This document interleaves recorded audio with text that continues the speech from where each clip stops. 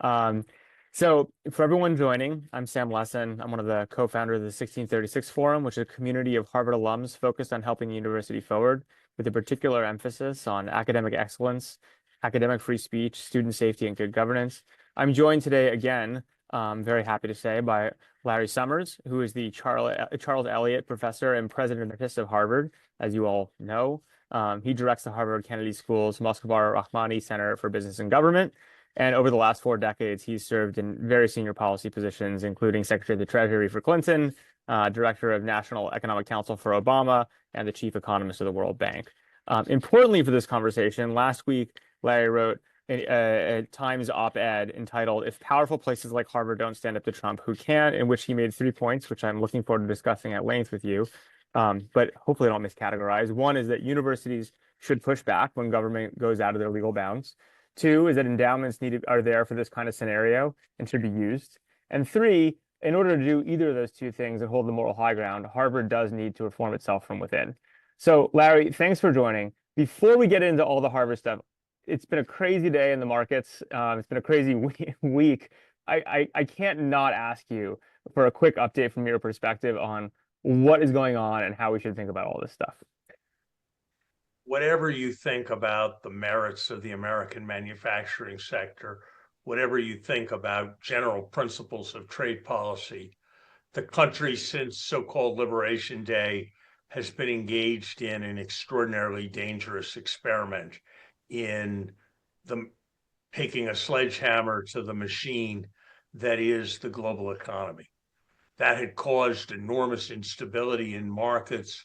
Stock markets had moved in a way where the only two-day moves that were similar were the October 87 crash, the pandemic, and the 2008 financial crisis.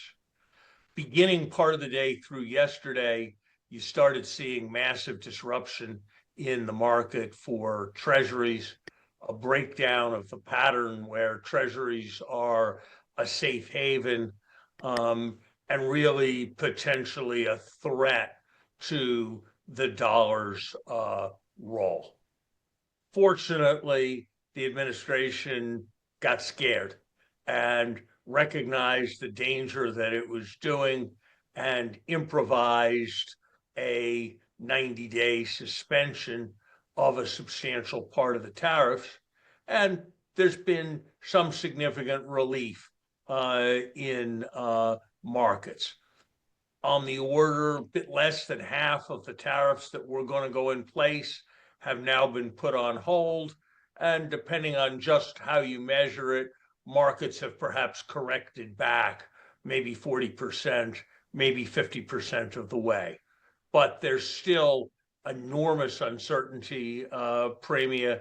There's still very substantial risks. Potential estimates of future volatility are still super elevated. So I'm very glad to have seen the back down, but it's really a remarkable thing that we're saying, thank God we're all so relieved. We're only going to have tariffs at Smoot-Hawley levels rather than have tariffs almost twice Smoot-Hawley levels, which was what was in prospect. So I'm glad to see what happened, but I think this is a very serious situation. It does carry a lesson that I think is relevant for a lot of what we're going to discuss today, Sam, which is that in the face of enough pressure, in the face of enough possible adverse consequence, the administration reverses its course. It doesn't honestly describe itself as reversing course in response, but it does reverse course. Fair enough. Fair enough. And I think one of the hallmarks we've seen of the first, few months of this administration has just been there is so much going on simultaneously. There is so much being put out there. There will be a question of kind of what areas end up, in the fullness of time in history, being things that were important versus things that feel like blips or in some ways trial balloons. Time will tell. With that in mind, and again, we could spend easily the entire hour talking about trade policy, and I bet actually a lot of participants would be very interested in that. I do want to talk about Harvard, which is kind of what, brought us here today, and specifically start with your op-ed from last week, which, I think a lot of people read with a lot of nodding heads, across the boards. But I'd love you, if you don't mind, to kind of talk me through and talk us through a little bit how you decided to write it, and then kind of what this kind of key distinction or key points are you're trying to make about how both Trump needs to be resisted, the administration needs to be resisted, but also the university simultaneously does need to make changes on its own. I'd put it this way. I'm at one level, I'm all for institutional neutrality. Harvard shouldn't be endorsing a candidate for president. It shouldn't have an opinion on the budget deficit. It shouldn't have an opinion on the Ukraine war. It's not our place to be commenting on the political controversies of the day. It is our place to occupy a central role with respect to broad values issues that are central to our values as a university. Perhaps the most inspiring words that I ever read that a Harvard president ever spoke were the words that President Conant said to an assemblage of the undergraduate student body in Memorial Church the day after Hitler invaded Poland. And you could have said, well, the United States wasn't in the war. It was a foreign policy issue. Why was he convening the Harvard student body to talk about it? But President Conant had a very different view. His view that what was at stake in that struggle was the idea of free society, and that you couldn't have a university that stands for open debate, that venerates iconoclasm, that searches in an unfettered way for truth in what wasn't a free and open society. And so if the idea of free and open society was under fundamental attack, it was Harvard's place to be with the defenders of free and open society. I think it would be overwrought to compare President Trump with Hitler, and that is not at all my purpose. That having been said, when you look at mass pardons of people who killed policemen defending the Capitol, when you look at demands that law firms not be able to do business with the federal government because they had represented people he saw as personal adversaries, when you see systematic attacks on Congress's power of the purse through interference with funds, and when you see demands to use entirely extra legal processes to micromanage under threat, unrelated to the process contained in law, what happens in great universities, I think it is the place of institutions like Harvard to respond vigorously and strongly. And I think it is a matter with deep importance for the broader society. If you think about it, we worry about our budgets and say we have deficits, and we talk about austerity and the need for austerity and freezes and whatnot at Harvard. We sometimes talk that way. But if you think about it, a $52 billion endowment, even one with some set of restrictions, is an enormous kind of asset that almost no other institution possesses. If you think about it, the alumni network, a very small fraction of which is represented in this call, and a larger fraction of which is associated with your group of nearly 400,000 people, is an asset that almost no other institution has. The reputation and prestige that Harvard has in every city in the world and every town in America is an extraordinary thing. To put it in prosaic terms that I think don't respect its dignity, Harvard is one of the world's great brands. With all of those assets, if Harvard can't resist, who can? Hmm. And if nobody resists, what will happen? And that's why I think the stakes in the way we respond are immense. Notice, though, that to say that we have an obligation to respond by insisting on the process of discussion, dialogue, and debate that is contained in law, by being prepared to resist extra lawful demands on us, is not to say, as many on the Harvard faculty do, that all of the issues being raised by the government are illegitimate. I'll speak frankly and at the risk of offending some by saying that I thought the Biden administration's decision to open a civil rights investigation against Harvard or of Harvard with respect to Title VI, by writing a letter, by engaging in inquiries, all of that, I supported that. I thought Yeah. that was appropriate. I didn't presume to know what the result of that investigation would be, but I thought the Justice Department was and the Education Department were doing their jobs by going through the processes with respect to Harvard, just as they've gone through the processes with respect to other universities with respect to race uh, issues. Certainly, if it was appropriate, as Harvard has argued on many occasions that it was, for the government to involve itself in the allocation of athletic budgets because of Title IX between men's and women's sports, I think Hmm. I certainly am on the side of Title IX. And if that was an appropriate sphere for the government, I think the kinds of anti Semitic incidents that took place at Harvard last year were an appropriate sphere for the government.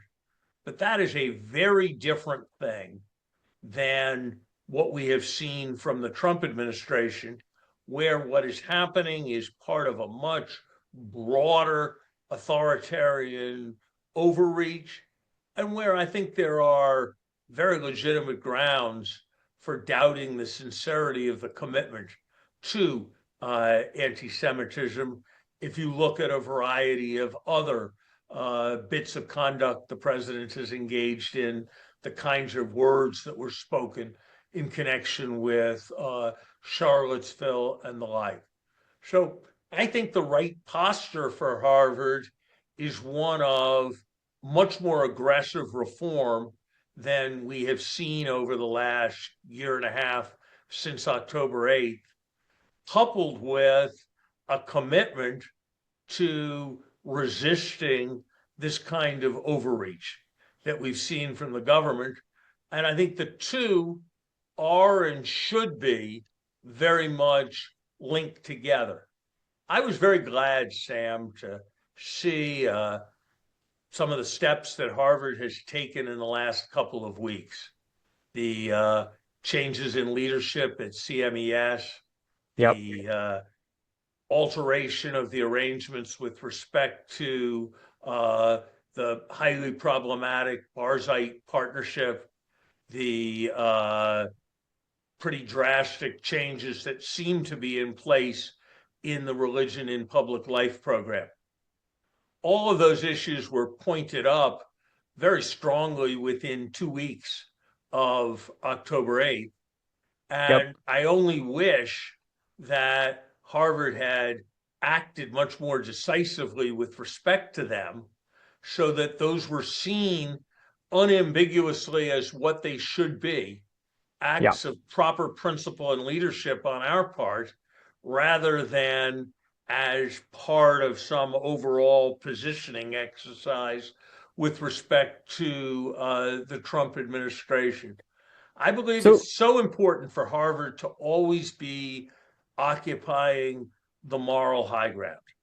yes, I agree with that. And I guess the question I have for you, Professor Summers, on that is, I mean, one thing to speak my truth, you spoke yours on this, is if you look at the substance of a lot of what the government is asking about, I don't disagree with a lot of it. Like, I think a lot of it are things that actually, from a substance perspective, do make sense. And the university, while it's taken steps, there's a lot more to be done there. Yet you couple it with, the approach or the strategy and the legality of the strategy, and you have this a classic. I go back to Social Studies 10, which is, teleology, deontology, the type argument about, kind of do the ends justify the means, and how do you think about kind of the goals of it versus the process of it. And I guess the question I have for you is purely from a pragmatic perspective. I see a world now where it makes what your op-ed says and the way you approach this makes sense, saying, Harvard, the point of having an endowment is to have true freedom and independence. Of course, Harvard should defend itself, from outside. Of course, all of those things. And yet, right, a lot of the things that are being asked for aren't unreasonable. And actually, I think the government is right to push on. And so, or people in general, I shouldn't necessarily say the government, I'd say people are right to push on from the community. And so I wonder, just from a purely pragmatic perspective, what advice you would have to members of the community, to alumni, obviously to kind of people in leadership positions about how to negotiate this very pragmatic point in time, given that reality. Look, I think all of us who care about Harvard and care about academic freedom, care about emphasizing intellectual excellence rather than social justice, care about excellence rather than self-esteem. Um, all of us, I think, have an obligation to push for the things that we believe and to point up as vigorously as we can areas where it appears to us that the university may be falling short. And Hmm. so I think it's pretty clear that those are the right things to do for us. And that applies to people like me who are full-time members of the community. And I think that applies to alumni of the university.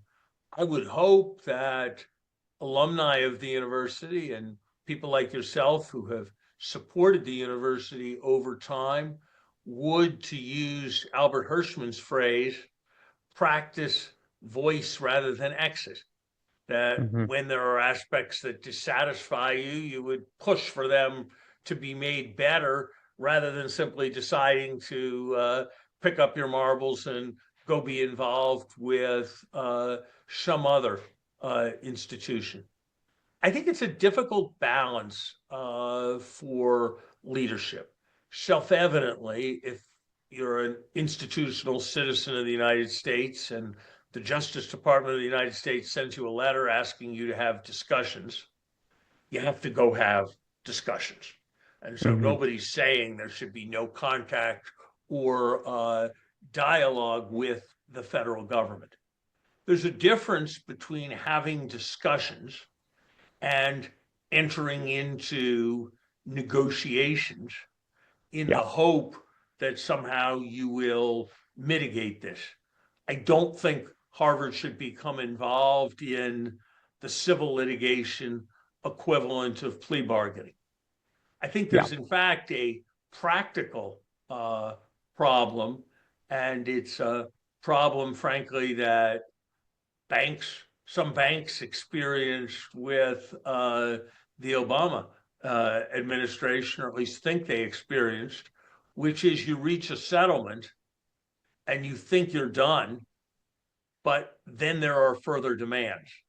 Yeah. So, in addition to the issues of principle, I think in dealing with an administration like this one and an individual like President Trump, there's a very practical issue of in what ways reaching agreements is putting a problem and an issue behind you, and in what way it is showing weakness and inviting further pressure. Well, So I either think the from the right Trump so I think administration the right or, strategy is aggressive principled reform. yeah. Frankly, I think that the university has, and given my experience as president, it would be natural that I would have this bias, and so people should hear me saying it, aware that I would have this bias. I think Harvard has privileged seeking to build internal consensus way too much relative to doing the right legal and necessary thing. I'm not sure that we needed any task force with Yeah. respect to discrimination and anti Semitism. And we certainly didn't need a task force that has taken 18 months and has not yet reported.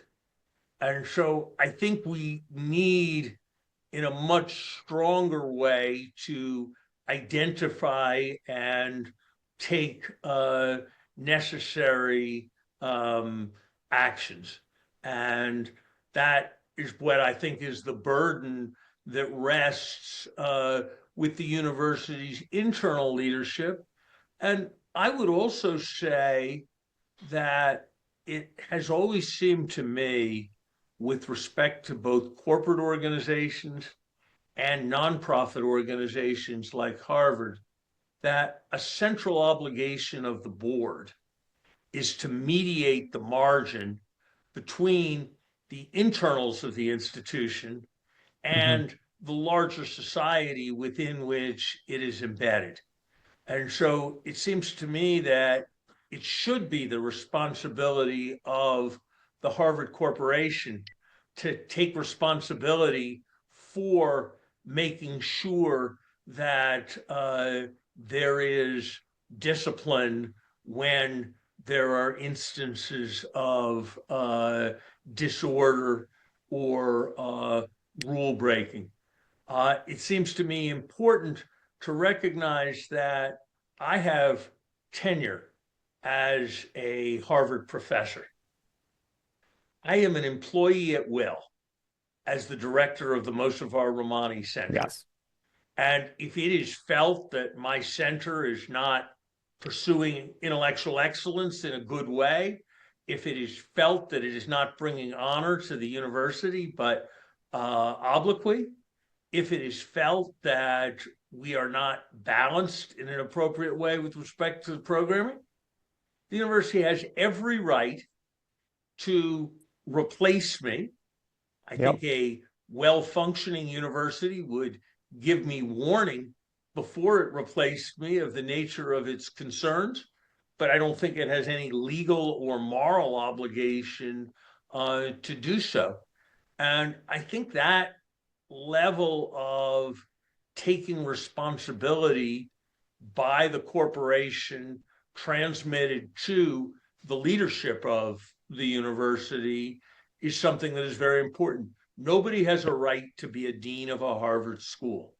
Yeah, and And we've seen some steps in that direction starting to happen. Maybe not fast enough, and but that is, I think, something that it seems the leadership has recognized as true and is starting to act on, which I think is a very positive I sign very personally. much salute a number of the steps that have been taken. I am a huge fan of the moral clarity with which President Garber sees a whole range of issues.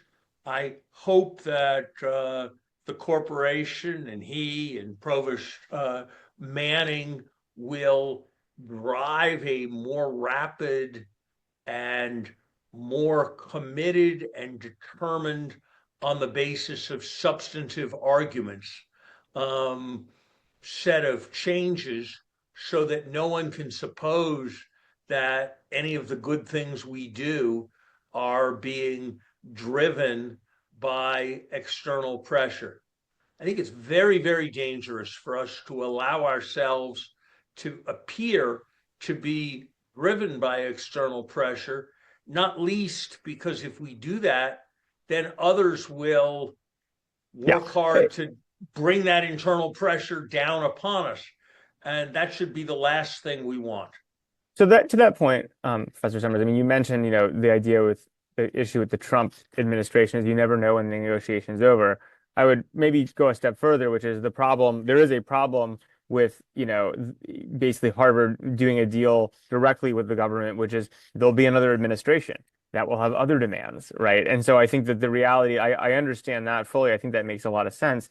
You know, it is interesting though, because assume that, and maybe you disagree with this, but at least from a lot of the things that were outlined as requests from the government are things Harvard is working on, if too slowly, but is working on and generally are correct.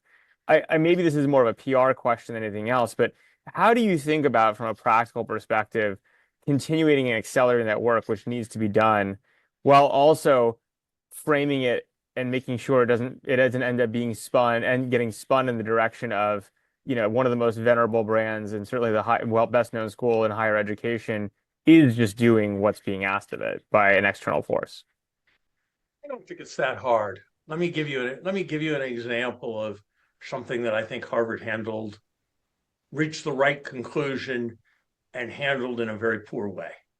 Okay. It was the policy of the Faculty of Arts and Sciences for some substantial number of years prior to last summer that a professor in a professorial candidate, in order to be considered to be a professor, had to write a statement expressing their fealty to DEI, Yes. and describing their commitment.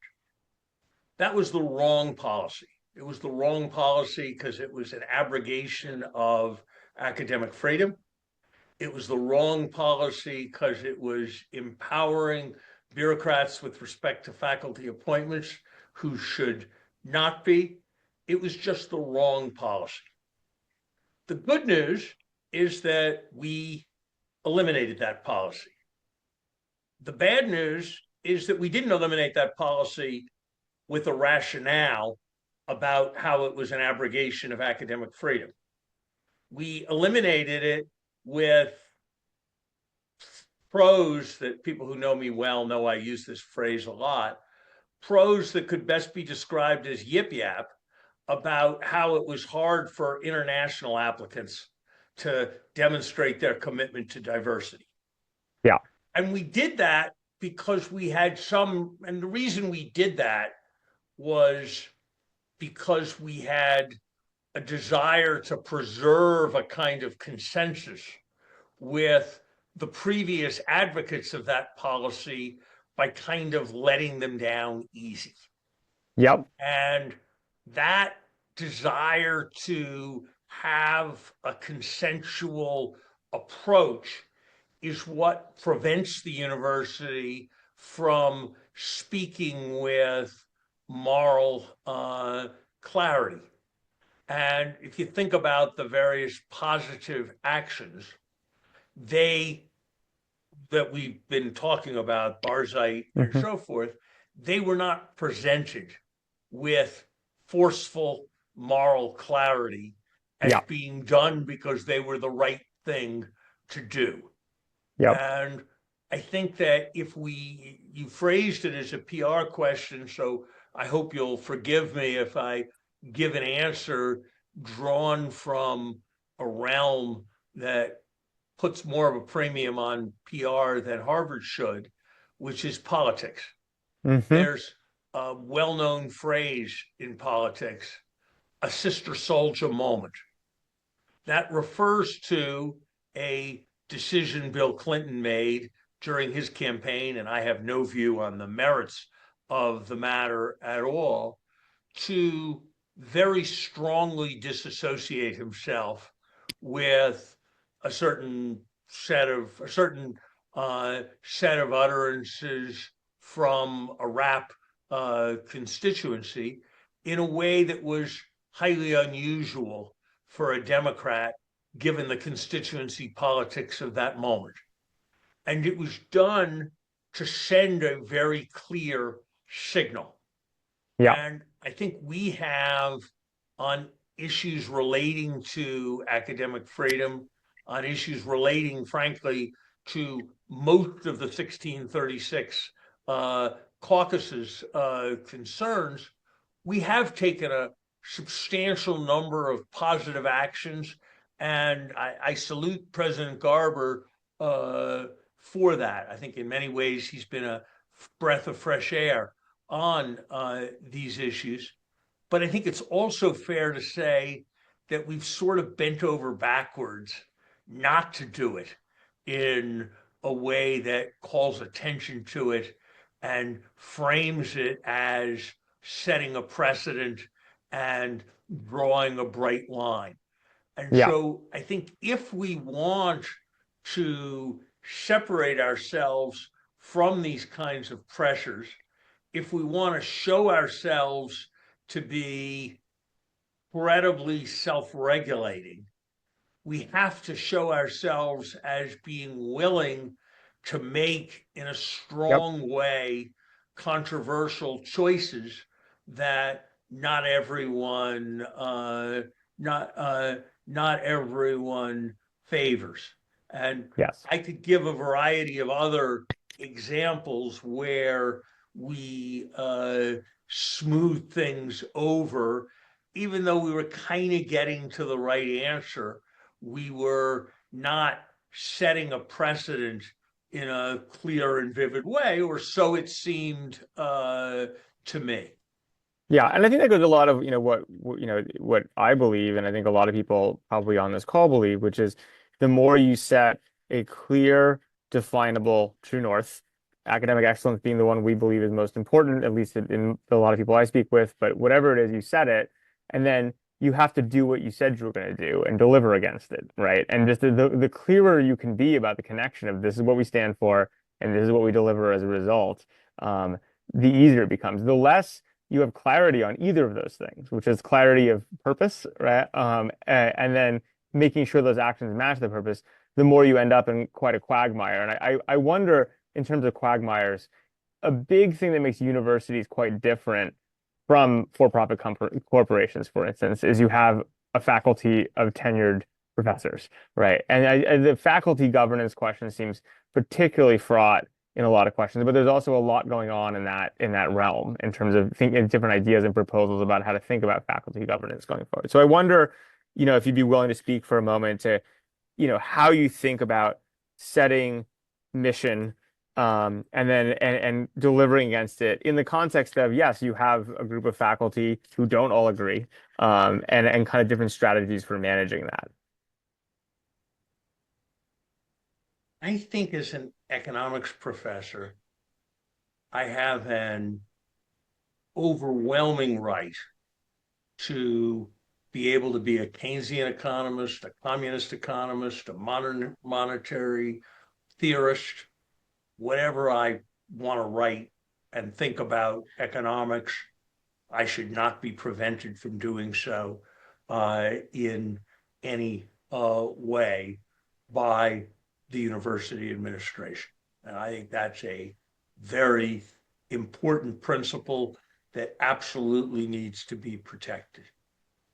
I think that in a course that's not required, with only the most narrow qualifications, whatever I want to teach about to students who want to come and hear me teach, as long as I live to professional standards, as long as I hold students to reasonable intellectual standards in a non-required course, I think I should have enormous freedom.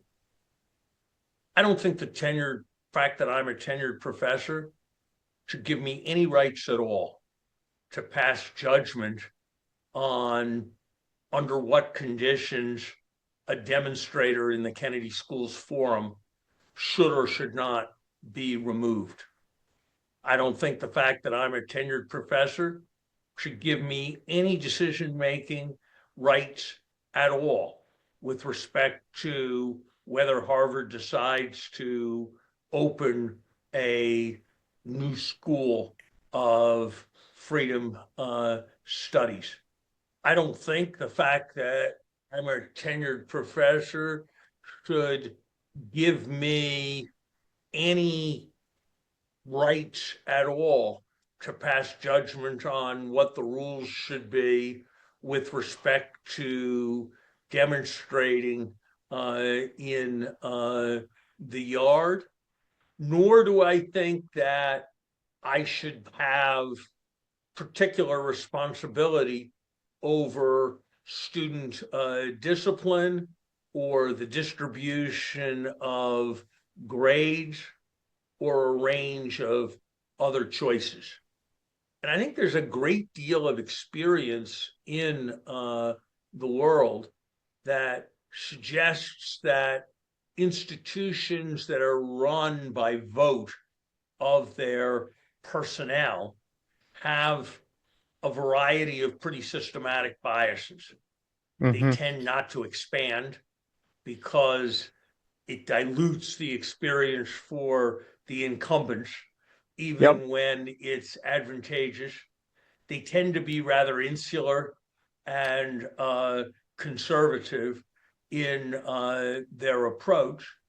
I overstate the point, but one can distinguish for any institution the Augusta mindset after the golf club or the Hmm. Coca-Cola mindset after the brand. Augusta defines its greatness by how many people can't get in who Yep. want to.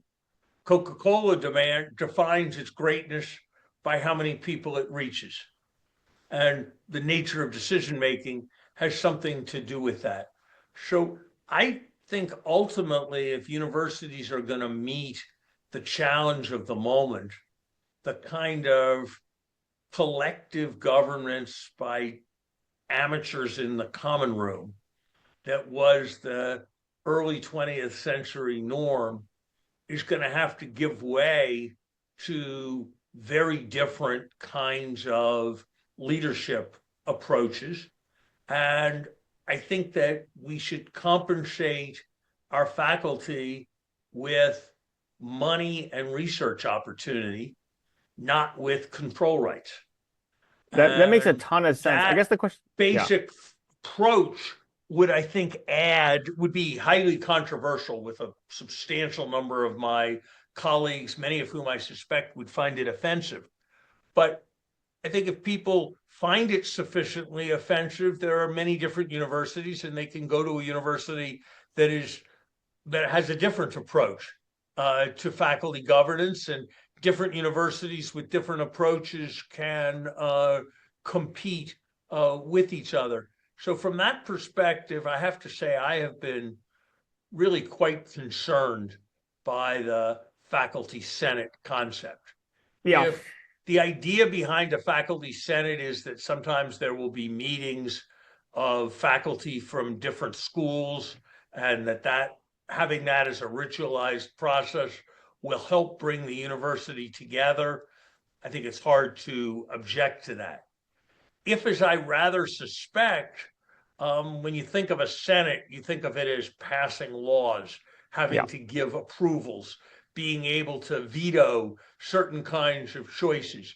And so, if, as I suspect, a faculty Senate is a way of giving a faculty collective more empowerment with respect to the choices that the university makes, I think that would be, I think, quite likely a step in the wrong direction.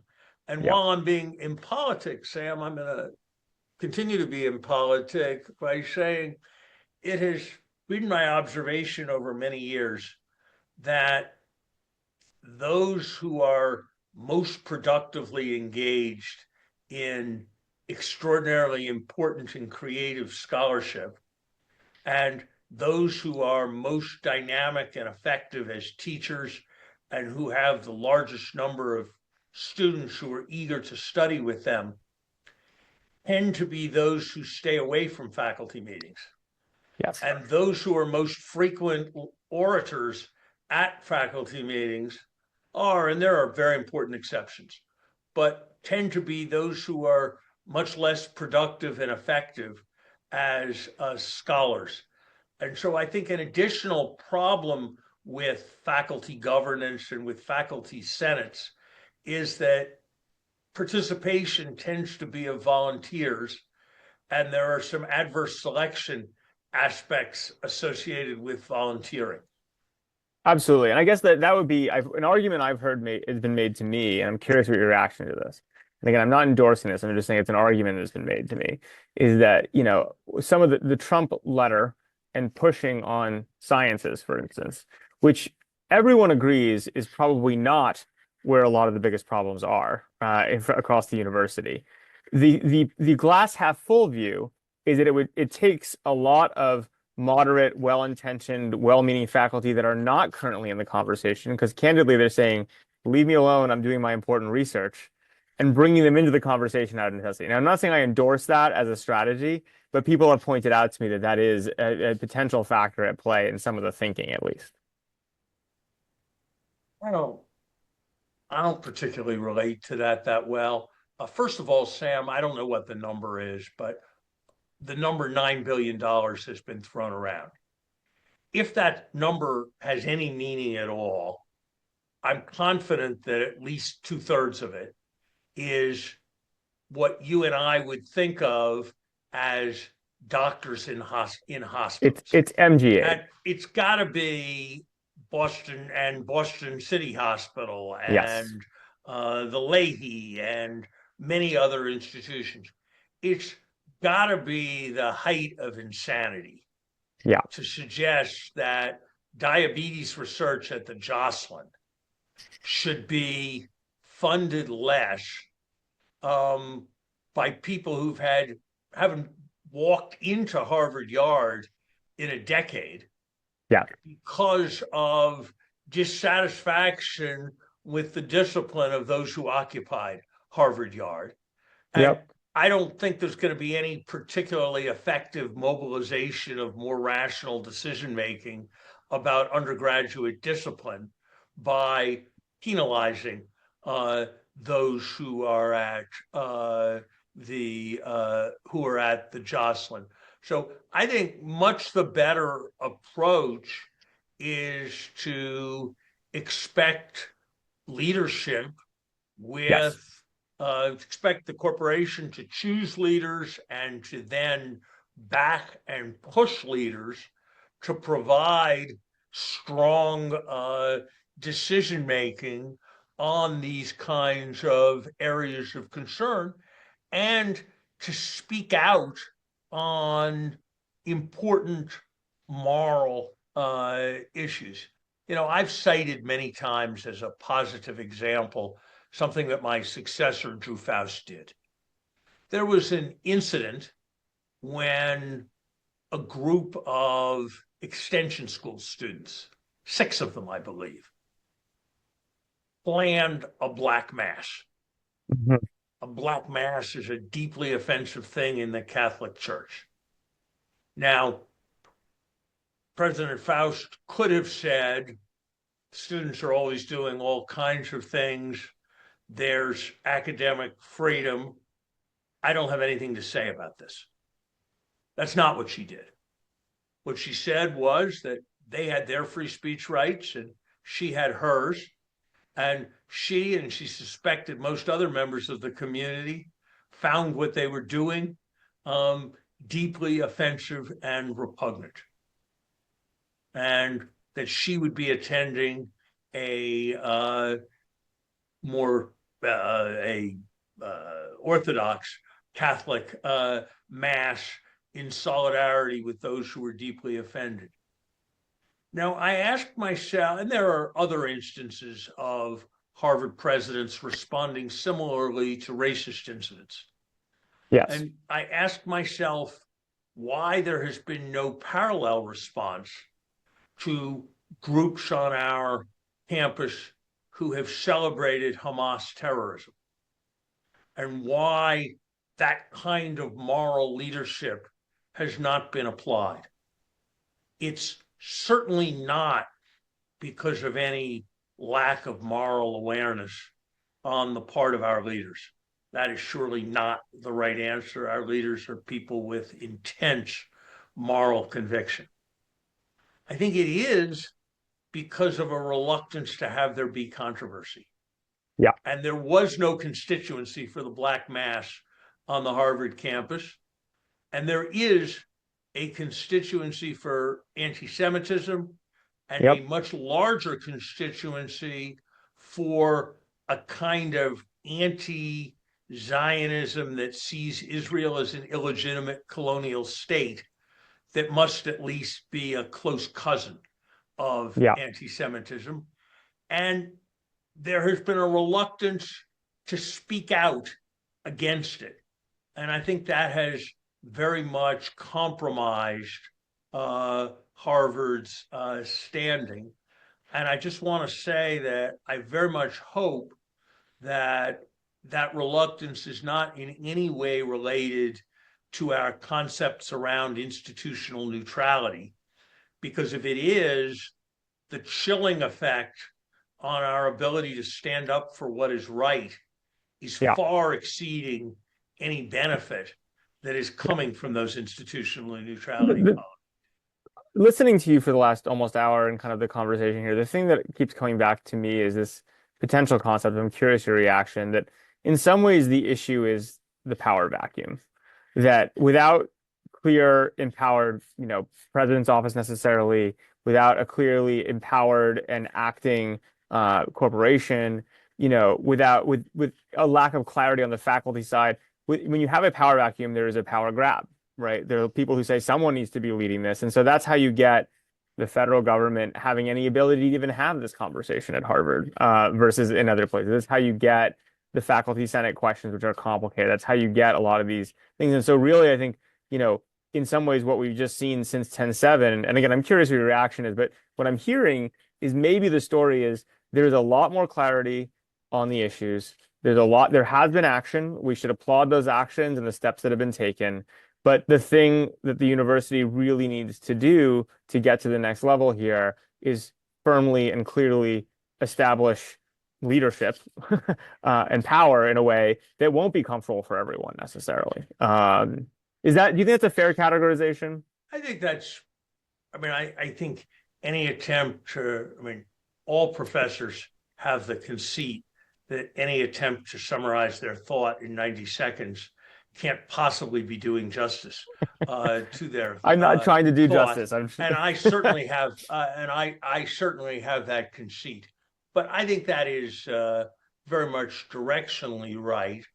I think I would want to just say very clearly so that I'm not misunderstood, um, the issue in the way you frame it would resonate at almost any one of America's leading universities.